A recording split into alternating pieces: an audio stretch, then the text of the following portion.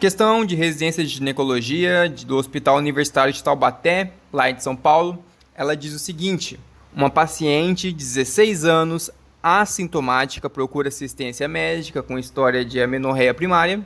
No exame físico, foi visualizado a vulva e a uretra em fenda em bordas elevadas, cariótipo 46XX e apenas ovários visualizados na ultrassonografia. Qual é o possível diagnóstico? Letra A, hiperplasia congênita de suprarrenal. B, síndrome do testículo feminilizante. Letra C, síndrome de Mayer-Rokitansky-Kuster-Hauser. Letra D, agenésia vaginal isolada. E letra E, síndrome de Morris. Bem, uma questão muito fácil, uma questão tranquila. Se prestou atenção no que ela está te oferecendo, é uma questão dada. Só para dar uma refrescada na memória, passar bem rapidinho, comentar sobre cada uma dessas doenças citadas. Sobre a hiperplasia congênita de suprarrenal. Lembra, a glândula suprarrenal responsável pela liberação de hormônios em resposta ao estresse, na síntese de liberação de hormônios corticosteroides, cortisol, catecolaminas, adrenalina ou epinefrina. Essa doença, a hiperplasia congênita de suprarrenal, é uma doença metabólica que resulta num bloqueio enzimático na biossíntese de cortisol no córtex adrenal, que levam à redução da sua secreção. Resumidamente, é isso.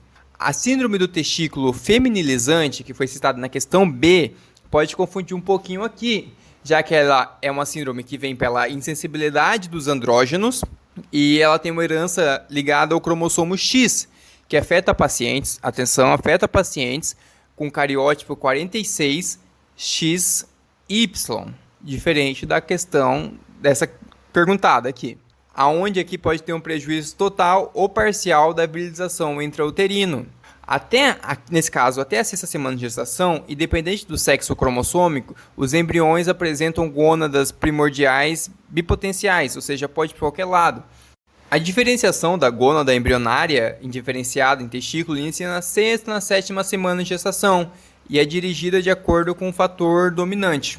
O diagnóstico de insensibilidade aos andrógenos deve ser cogitado em uma criança com cariotipo 46XY, que apresenta uma genitália ambígua, que é aquela condição rara em que o órgão genital do bebê não se caracteriza como feminino ou masculino, ou uma que tem já um fenótipo feminino, na qual a resposta da testosterona e de hidrotestosterona ao exame de estímulo com HCG é normal para o sexo masculino.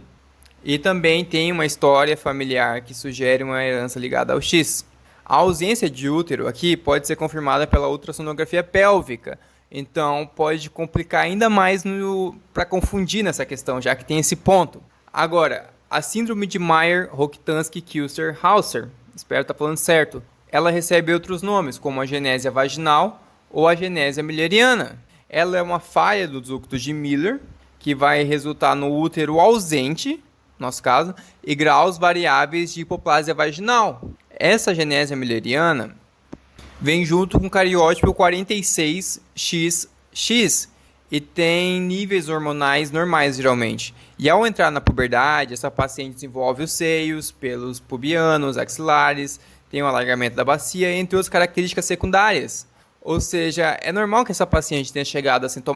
Nessa questão, veio uma paciente com amenorreia primária, que possui uma vagina curta, ou seja, a vulva em fenda citada, cariótipo 46XX e apenas os ovários visualizados na ultrassonografia, que não identificou o útero.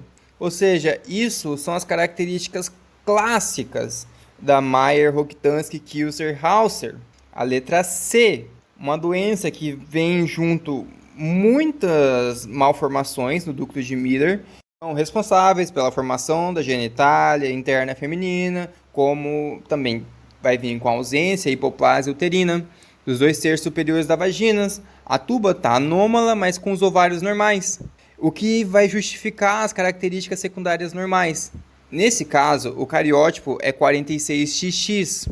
Aqui, o principal diagnóstico diferencial é a síndrome de insensibilidade androgênica, que foi apresentada na letra B, também chamado de síndrome do testículo feminilizante ou síndrome de Morris, que é a letra E.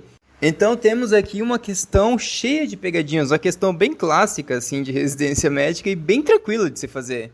Na síndrome do testículo feminilizante, não tem desenvolvimento dos ductos de Wolff, por falta de ação androgênica, e a paciente também não possui amenorreia primária, com a vagina vai estar curta.